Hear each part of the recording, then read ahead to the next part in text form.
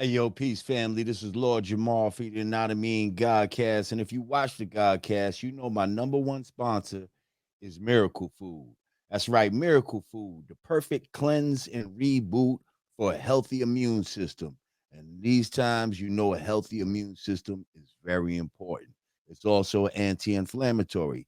Miracle Food has Moringa, black seed oil, Beet Root oil. It also contains CBD. Miracle Food is just what it says. Miracle Food. Brought to you by my brother, the Chakra Doctor. So this is a black-owned company, y'all. We promote black-owned companies here on the Godcast. Okay, so go to chakradoctor.org and get your Miracle Food today. Tell them Lord Jamal sent you. Peace.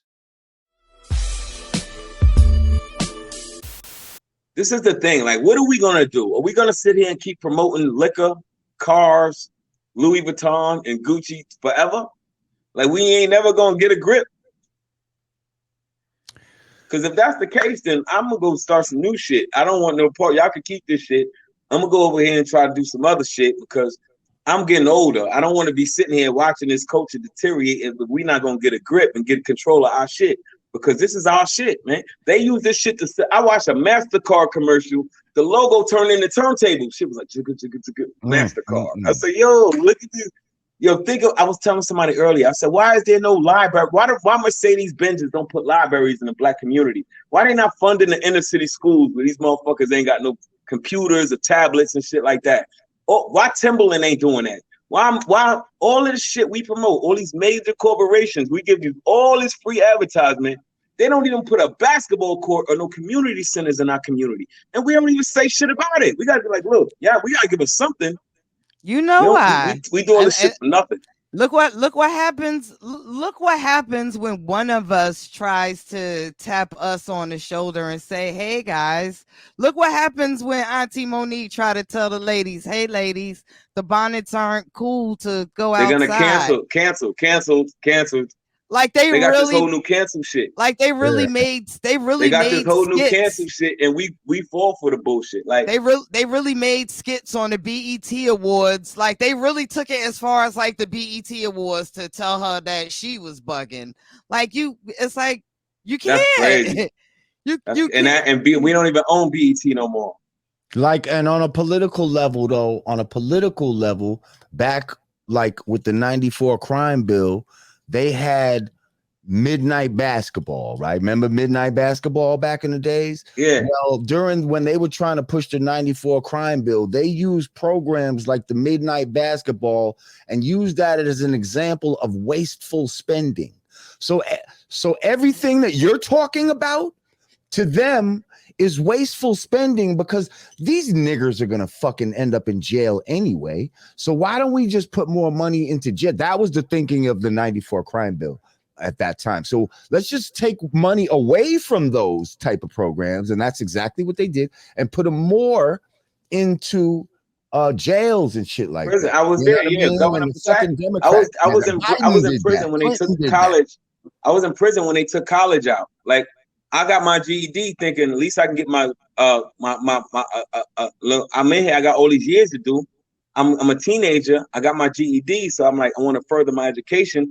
Governor Pataki came in and was like, no, college is a privilege. Like, school is a privilege, and he took it out of the system. So everybody in there became like, fuck it. Even I got time to do. The furthest education I can go is GED. So even if I come here 19 years old with no education, I'm gonna leave here with my highest level of education still gonna be a GED, even if I got 15 years to do. So before that, brothers was able to get degrees and go home and say, at least I got my degree in prison. And Governor Pataki took that away, saying, hey, education is a privilege. And you guys are being punished. You guys shouldn't be privileged. Like, how do you take an opportunity to learn when the guy who's in there, one of the reasons why he's in there is because he lacks education, and you're gonna take that away from him as well. So we gotta see what the fuck is going on. And we gotta stop falling for the banana in the tailpipe shit all day. And then expect them to go out in the world and get straight to a job and they want you to, but the thing is they want you to come back. They like, we This is how I feed my family by y'all motherfuckers coming in here. Exactly. So they want you to be out there and not know the difference. That's how the towns where they ain't getting their money at. There's be some poor. Oh, that's the whole That's the whole economy. That's the whole economy. More money it's from funny the because you'll see a population CO, of the prisons and all that type of shit. Yeah, you'll see a CO. His name would be Officer Okinski or whatever, and then you'll go to commissary. Her name tag would be like Nikki Okinski. You like, yeah. The whole you related there. To the office. Yeah, that's my dad. It's like a young teenage girl giving you your commissary. You like, oh, this is everybody works here. Everybody in your family works in prison. For the fucking whole town. The whole town works there. And it's they get their whole more fucking political economy. power and shit like that because the census and all that, they get more resources because free labor that are in there. Bro, it's free territory. Labor. People don't understand street signs. When you driving down the street and you see the exit signs that say exit 26, that shit is made in prison. Hospital beds. It used to be just license plates. Remember back in the day, prison making license plates. Nah, nigga, it's Victoria's Secret. Now they got motherfuckers doing telemarketing. You could be on the phone with somebody on Sprint and the nigga be in prison. You don't even realize it. Wow. Now they got these niggas doing telemarketing. They in there doing customer service with these big companies in prison.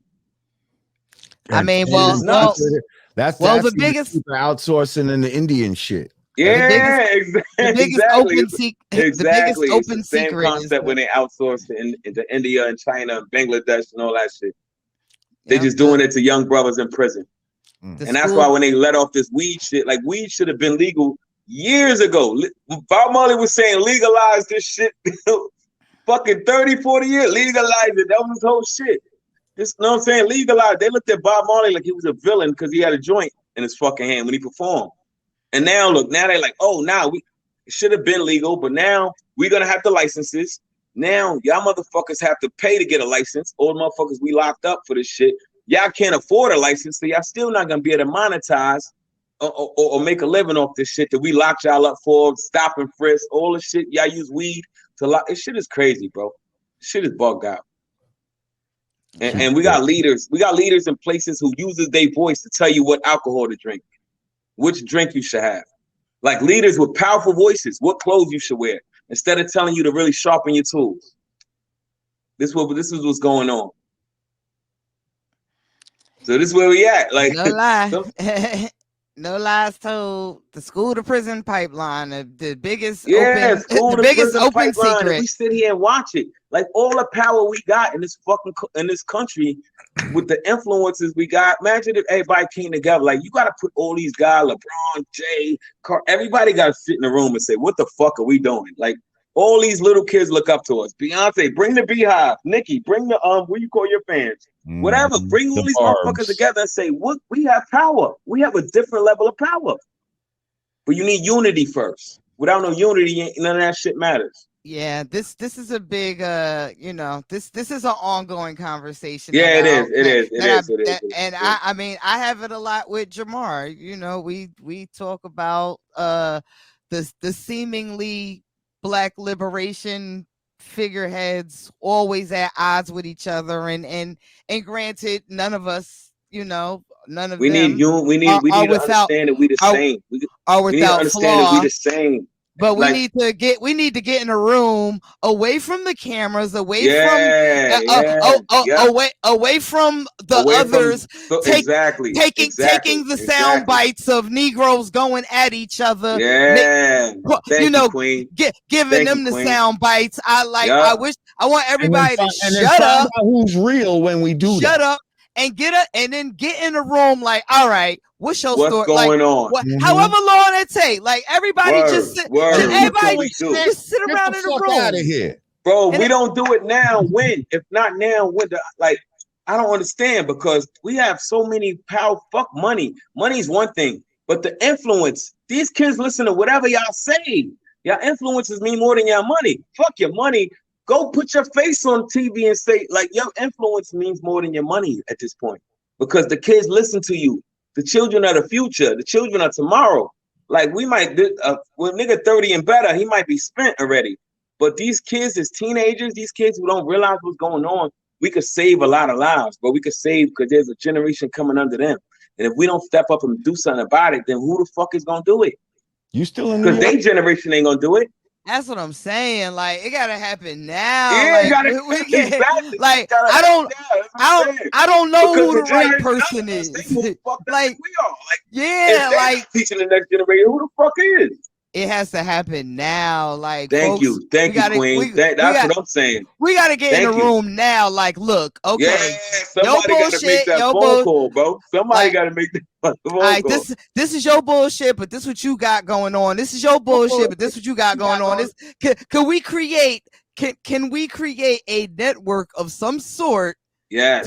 To make everybody to make what everybody get niggas on the same page. Get us on the same. Man. I don't really call niggas. I'm sorry for that word. Get us on the same page. We got to be on the same page or something. You know what? The closest thing I've seen to that really was when Jay did Tidal, right? When Jay was coming up with the whole Tidal thing, and he was like, let's bring everybody together and give them so everybody owns a piece of this, like Kanye, Nicki, everybody. And it was like, oh, this is grand. It looks so grand that, you know, it worked because it was like, oh shit, everybody's a part of this. We need that same concept where everybody's a part of it, all of the influential people in our culture, whether athletes, boxers, fucking, you know, and rappers, all the people who move the needle when it comes to influence with our children. They need to go sit down and say, yo, let's figure some shit out. Because we're losing our babies. We watching these kids die in Chicago, in St. Louis, and Philly like it's normal. Like it's normal for our babies to be getting shot every fucking day. Right. And they're so desensitized. And ain't nobody saying shit about it, bro. Nobody. I don't see nobody saying nothing about that. Nobody. I think what has happened, unfortunately, we've seen a lot of, like, when the elders do speak up and, you know, us gatekeepers, if you will, they box us out. You know, they spin the narrative. But you know washed, you gotta say, you can't. I'm not going to. You box me out. I'm not going to fold. And they box me out. They've been boxed me out. But you know what? They boxed me out with some pain in my life. Like I said, when they seen the direction I was going, they was like, oh, he think he's going to be a poor righteous teacher? Get him the fuck out of here. He think he's going to be a poor righteous teacher? He's going to educate the young and do all that? Get them out. I seen what they did with DPs. The same thing they did with brand Nubians. Like, they want that ignorant. They're going to push. Now there's like 45 Uncle Lukes. You know what I'm saying? And no public enemies. Mm-hmm. Now, when anybody outside of America thinks of African American woman, the first thing that comes to mind is twerking, lashes, twerking, naked, titties, ass, and bonnets. Like, yeah, just ass and titties. That's it. This is how these queens represent themselves over there. No substance. No, I just seen a bonnet. I seen a bonnet in a restaurant. I seen a bonnet at somebody at their job. I'm like, what the fuck? Y'all didn't get the memo? We don't like bonnets. Like, what happened to the hat? What happened to pushing your hair up in the hat? Well, I don't understand it. Yo, it's a crazy time. And me being a father of two daughters, what I'm up against, I got a 12-year-old and a 10-year-old. So they're at that pivotal point in their life where they're young women. They're becoming who they're going to be. I got to go up against what's popular. I got to go up against, not that I got anything against these young ladies, because I just think they're doing what they told to do. Right. I got to go up against the Megan, the Stallions, the fucking Cardi B's, the pussy songs, the twerking songs. Like, it wasn't like when Light and You and Rod Digger was coming up with bars and Queen Latifah and Moni Love, and it wasn't even like, to us, Salt and Pepper was edgy. Like, they was dope. It was like, hell yeah, even doing that, ooh baby, we were like, oh shit, that was a little bit edgy. You know what I'm saying? Now it's like, put a dick in your mouth, a dick in the ear, dick in your butt. Like, what the fuck is going on? Like, this is porn, bro. This is porn. This shit ain't hip hop. This is porn. Yeah, bro. Facts. Yeah, I mean, with nobody's saying shit about it. With every generation, when somebody step up, they go, something's wrong with this nigga. Look at him trying to change with pop. He's a hater. People are stepping up. They're just being muted. They're being shadow banned. They're being you know. But I'm talking about the people who you can't shadow ban. The people, their voice is too powerful. The ones who scared to step up. That's why I respect Kanye. Niggas can say what they want about Kanye, and this is why they can't put this Kanye. Because Kanye gonna go up there and say what the fuck he felt. Kanye would say, we up here being slaves to this shit. He'll tell the truth. But then he'll go to the next day and say some other off the wall shit. And then it'll confuse everybody. You know what I'm saying? It's like, are you down with Trump, nigga? Or are you down with this? What the fuck are you doing? Like Kanye just, but when you listen to Kanye talk, a lot of the times he be saying the shit that a person of his magnitude is usually scared to say. You know what I'm saying? He says a lot of real shit about how the system works and how when he said Instagram got your bitch, nigga. You wanna know who got your bitch? Nigga, Instagram got your bitch. He's dead right. Instagram got your bitch, nigga. That's facts. Facts.